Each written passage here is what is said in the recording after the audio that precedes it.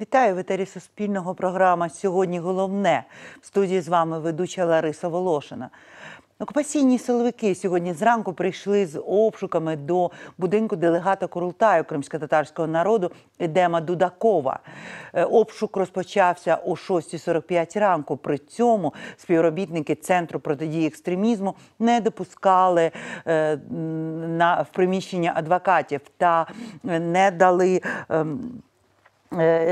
дали підзахисному скористатися їх юридичною допомогою. Давайте докладно почуємо, що про це сказав Едем Самедляев. Я адвокат, я представился. Я не знаю, мне ничего никто не говорил об адвокате. Так Кожушный персональную жалобу на него напиши, блин. Вот смотрите. Вы можете показать свою представиться? Кому? Мне. Зачем? Чтобы я знал, с кем я общаюсь. Я подошел к воротам, представился, показал удостоверение. Однако сотрудники ЦП в лице Кожушного сказали, что следственные мероприятия уже проходят, поэтому мы вас пустить не можем. Логика у сотрудников такая, что адвокаты должны у своих подзащитных находиться круглые сутки.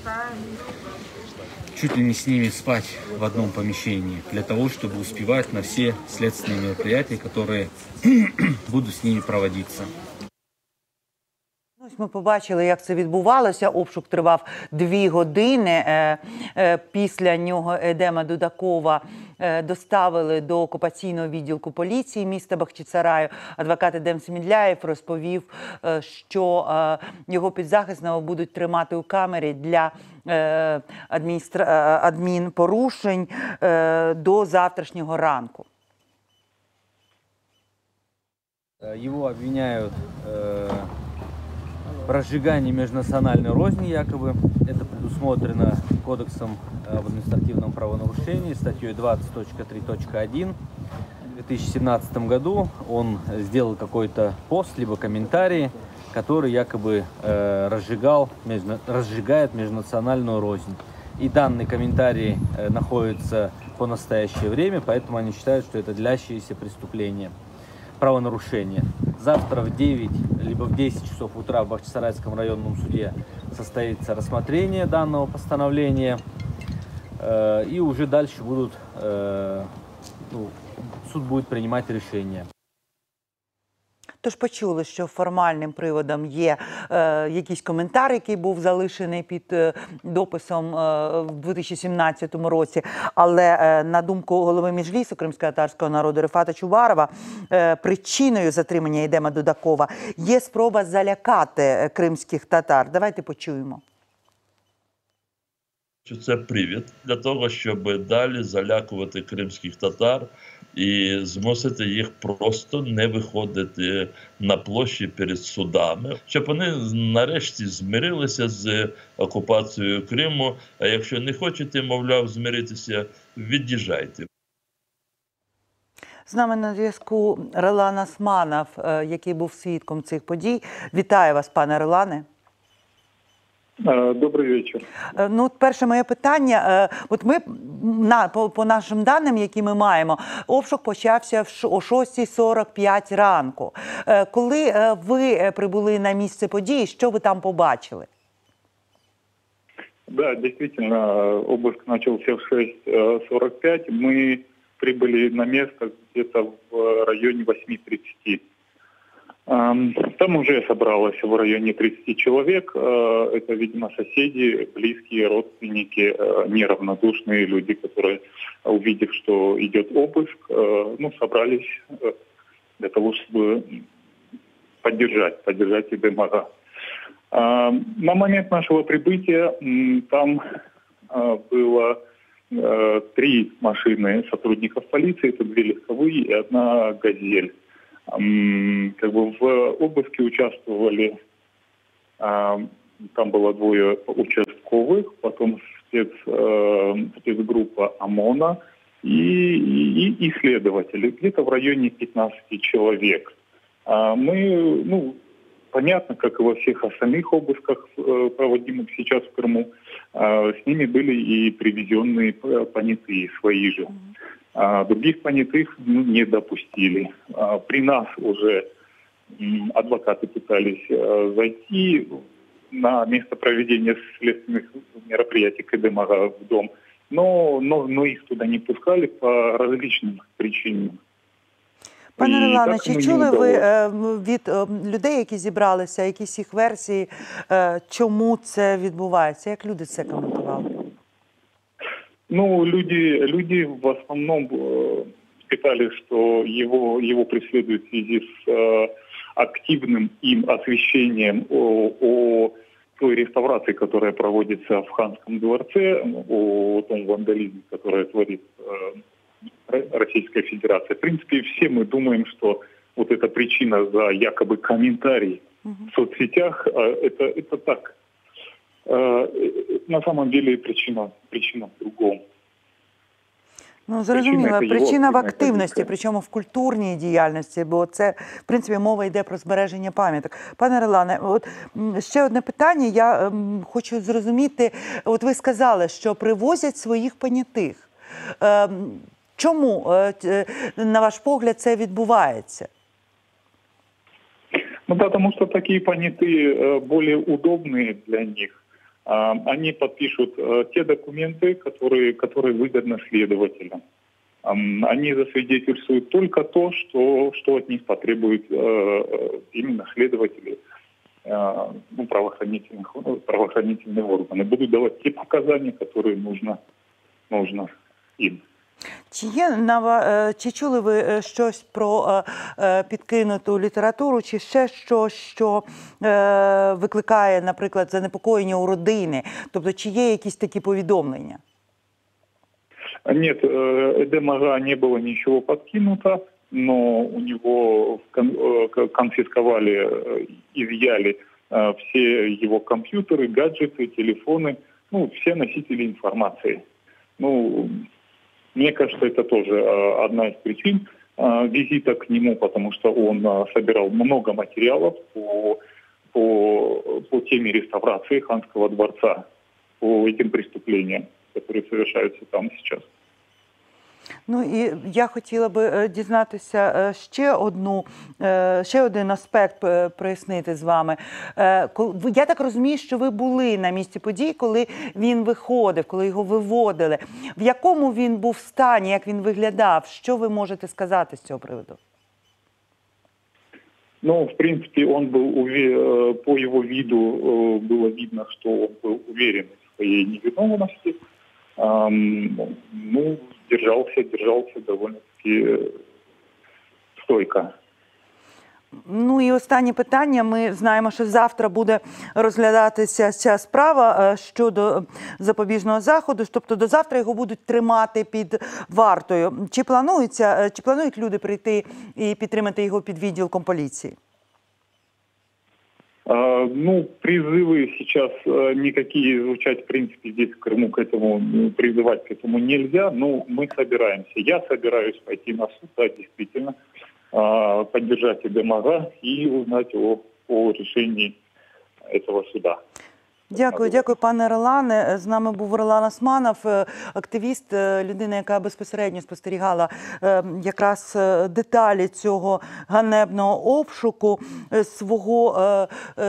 Я хочу нагадати з своєї сторони, що дійсно, і це вже прозвучало, ДМАГа – це людина, яка фахово, послідовно досліджувала і освіщала подробиці так званої реставрації Ханського палацу у Бахчисараї. 8 лютого окупанти у Криму пошкодили один з корпусів, стіну одного з корпусів Ханського палацу. Є відповідні фото з місця подій, які свідчать, що у будівлі з'явилася тріщина висотою близько 3 метрів.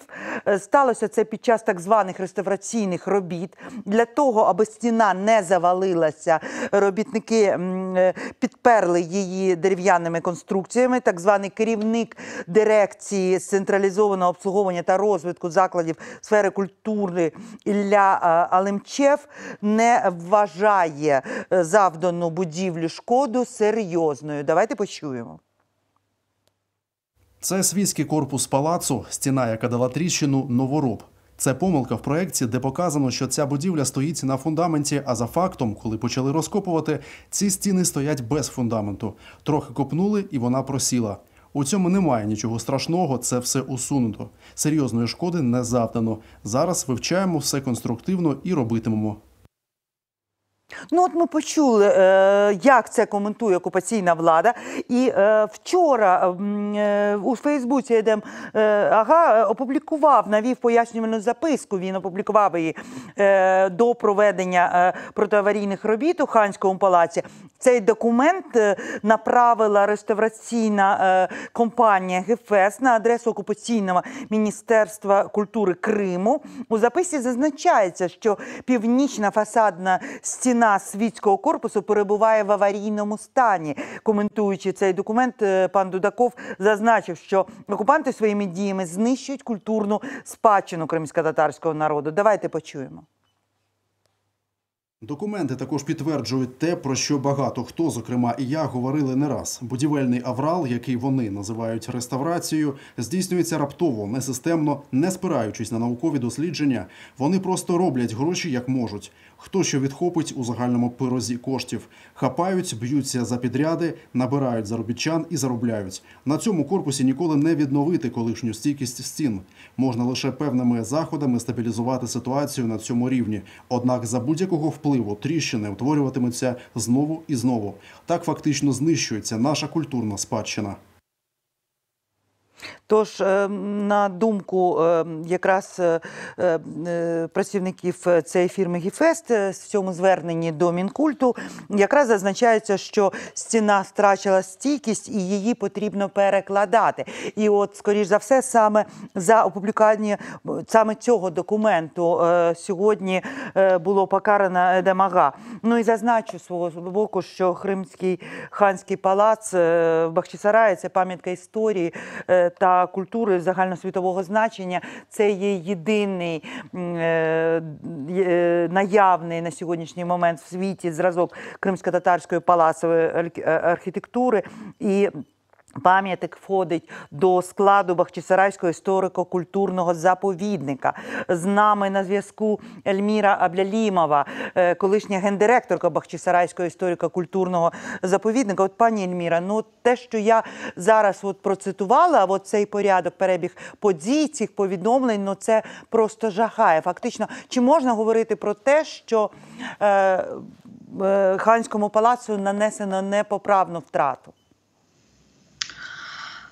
На наших глазах мы теряем этот объект, потому что, кроме того, что вы сказали, что он уникальный, единственный в мире, да, вот уже стало такой фразой, все ее повторяют очень часто, памятник является носителем информации.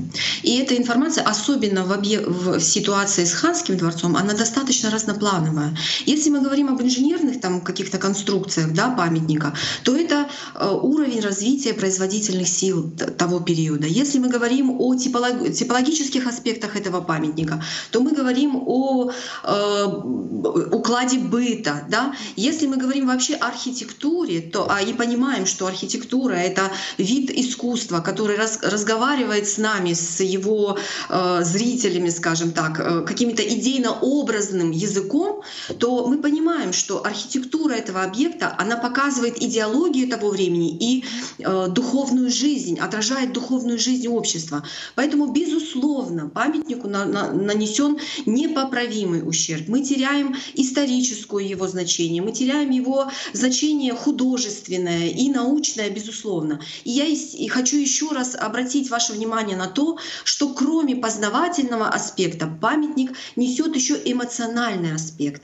Это то, что он является свидетелем, может быть, забытых уже для кого-то событий, но очень значительных для истории культуры Крыма, очень значительных для истории культуры крымских татар. И вот эта вот эмоциональная связь народа, памятника и исторического контекста и определяет базу, и определяет идентичность. Поэтому уничтожение этого объекта напрямую связано с изменением культурной идентичности Крыма, ну и, безусловно, идентичности коренного народа Крыма, крымских татар.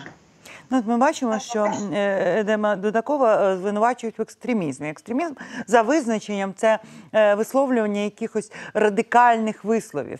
От з того, що ми читаємо, він публікує фотодокументи і документи, які є в наявності.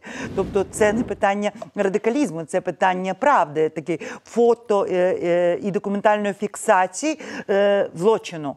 Ви в своєму Фейсбуці ви написали про те, ви теж пов'язали його сьогоднішній обшук, арешт, всі ці події, ви пов'язали якраз з його позицією по Ханському палацу. На ваш погляд, чому для окупаційної влади, яка не соромиться робити те, що вона робить, чому для неї настільки неприйнятним є сам факт, що це стає частиною загального інформаційного контексту?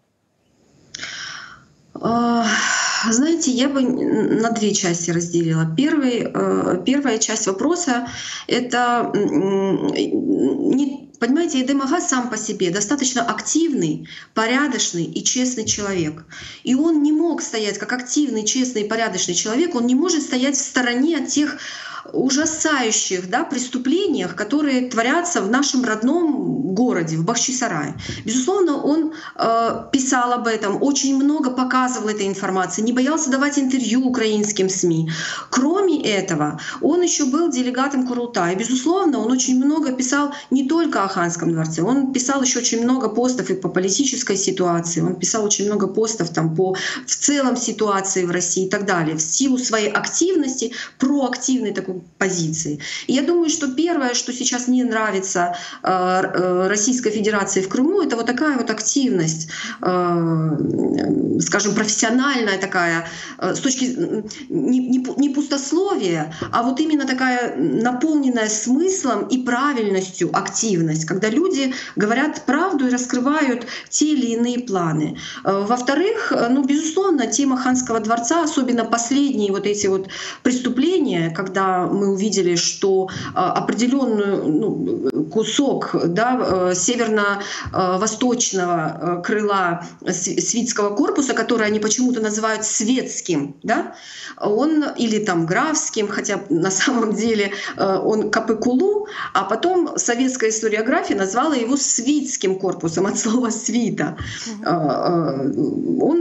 Этот вопрос он получил огромный резонанс, и насколько я понимаю, Украина сейчас производит определенные действия дипломатического реагирования по этому вопросу. И, безусловно, Россия понимает, что так или иначе информация о Ханском дворце будет подниматься нашими международными партнерами. И, безусловно, им не нужна такая активность, им не нужна правда, им нужно максимально снивелировать, сманипулировать эту информацию. Именно поэтому сейчас вот вы процитировали этого директора так называемой дирекции чего-то там, очень такое непонятное название, который говорит о том, что вы знаете, они, оказывается, копнули, а там нет фундамента. А как вы так копали? Извините меня, это реставрационные работы. Вы должны были сначала очень глубоко изучить этот памятник. Вы должны были провести геологию грунтов. Вы должны были провести оценку стен. Мы уже говорили об этом, неоднократно говорили. И вот эти вот целый комплекс неправильных решений, который был принят не только на этом объекте, а это же комплекс, они все взаимосвязаны с друг другом. Они привели к тому, что сейчас у нас произошло вот такое вот оседание грунтов на этом участке, произошло такое горизонтальное перемещение этих грунтов, в результате чего вот этот кусок стены его просто оторвало от массива стен. И сейчас, например, у нас есть информация о том, что есть проблемы и в библиотечном корпусе, который конюшенный вообще-то, и они в осенне-зимний период опять сняли, демонтировали черепицу. И, естественно, в этот период в Крыму, как вам всем известно, большое количество осадков, а последний месяц зимы, он вообще был достаточно таким обильным на осадки, и снегопады были, и дожди практически постоянные. И у нас уже библиотечный корпус замокает. У нас есть проблемы с набережной реки Чуруксу, где эти горе-реставраторы проводили работы. И там тоже есть определенные вопросы возникают, о которых сейчас тоже мы должны говорить. Есть вопросы, они проводят работы на Соколиной башне, они проводят работы в гаремном корпусе, в главном корпусе работы. Мы совершенно не владеем информацией о том, что происходит внутри этого здания. Да? Мы только видим то, что происходит снаружи. Но, как мне кажется, это основная проблема это в том, что происходит внутри. И вот такое вот намеренное непредоставление этой информации, скрывание ее, оно лишний раз подтверждает нашу мысль о том, что там происходит трагедія. На ваш погляд, от з того, що ми обговорюємо, зняття черепиці взимку, от всі ці речі. Я нещодавно спостерігала фото, де в залі були прибрані ковдри, було прибрано якісь занавески повішені на фрески, на вікна. Тобто все це виглядало. Я прочитала просто коментар когось, що, слухайте, ну залишилося ще замість фонтану поставити самовар і все буде окей. Ну тобто виглядає руйнацію, суцільною руйнацією. На ваш погляд, це неробство, це незнання, це байдужість? Чи все ж таки це злонамірені якісь дії, які мають спотворити цю пам'ятку архітектури, історичну будівлю до невпізнаваності? Як ви оцінюєте? Для чого?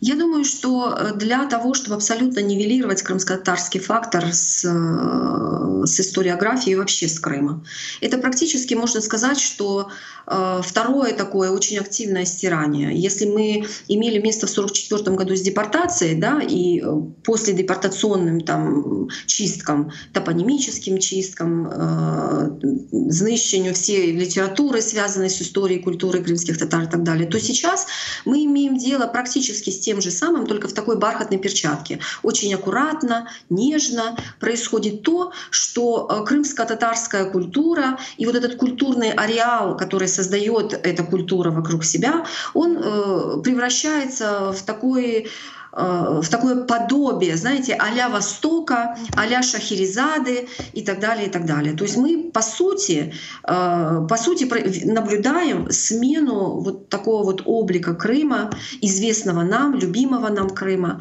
на совершенно новый, ничем не отличающийся от других городов Российской Федерации. И по сути это большая, огромная такая задача, которую выполняет Российская Федерация по ассимиляции крымско-татарского народа в Крыму. У них большой опыт в этом вопросе.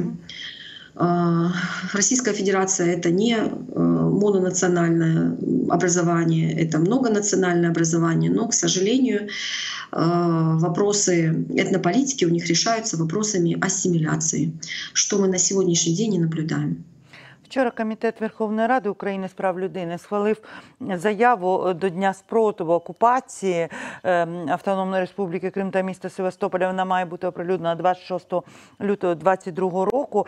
То в цьому документі члени комітету, зокрема, порушили питання руйнаційних робіт під виглядом так званої реставрації. Пані Ельміра, що є в цьому документі? Чи є він важливий, чи це просто гасла і декларація? Я скажу так, что в любом случае заявления, они не бывают пустыми. Да? Мы очень долго ждем заявления Министерства культуры и информационной политики, и до сих пор его нет, к сожалению. И это очень плохо. То хотя бы эту роль выполняет у нас уполномоченный по правам человека госпожа Людмила Денисова. И сейчас выполнил Комитет Верховной Рады по правам человека. Конечно, в этой ситуации у нас остаются рычаги исключительно дипломатического реагирования, они в основном находятся в поле внешней, да, политики Украины. Ну и, безусловно, у нас есть рычаги внутренней политики, но они в основном сконцентрированы вокруг центрального органа исполнительной власти, в полномочия которой входят вопросы культурного наследия. Я говорю о Министерстве культуры и информационной политики. Ну а те, що воно мовчить, як ви оцінюєте от таку позицію, таку відсутність позиції, коли вона настільки потрібна? Мне сложно давать оценки, честно говоря, я совершенно не понимаю позицию Министерства культуры, но не хочется думать, что Министерство культуры не считает, что объекты культурного наследия на оккупированной территории не являются сейчас ответственностью Украины. Но их бездеятельность все-таки дает мне повод думать именно таким образом. Але вони є культурною спадщиною України, вони є цінністю. Дякую вам, пані Ельміра. З нами була Ельміра Аблялімова, колишня гендиректорка Бахчисарайського історико-культурного заповідника. Ну що ж, ми будемо спостерігати за цією справою, за тим, що відбувається з паном Едемом Дудаковим, тому що це, ну, на мій погляд, це вже моя суб'єктивна думка, так, на завершення, коли одні люди йдуть в каземати, намагаючись показати світу всю ту жахливу руйнацію, те дикунство, яке зараз відбувається в Криму. Ну, дуже хотілося б почути позицію Міністерства культури України і якийсь план дій щодо збереження культурної пам'ятки кримськотатарського народу. Цю програму для вас провела Лариса Волошина. Я вам дякую за увагу. Я нагадую вам підписуватися на наші сторіночки в Фейсбуці. Нагадую про те, що варто берегти себе, своїх близьких від пандемії, тому що вакцинація, як ми знаємо, вона не є панацеєю, небезпека нікуди не поділася. Тож дивіться нас завтра і бережіть себе і своїх близьких. На все добре.